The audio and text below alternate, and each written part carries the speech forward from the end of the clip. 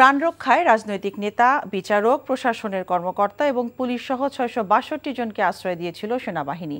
এদের মধ্যে ৬১৫ জন স্ব-উদ্যোগে সেনানিবাস ত্যাগ করেছে। বর্তমানে ৭ জন সেনানিবাসে অবস্থান করছে।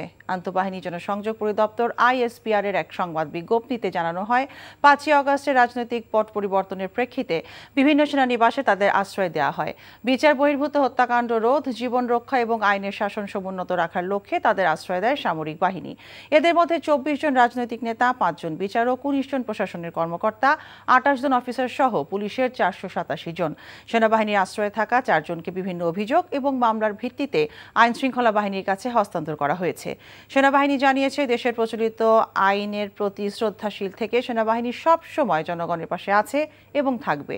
গুজবে কান না দেওয়ার আহ্বান জানিয়েছে সামরিক বাহিনী।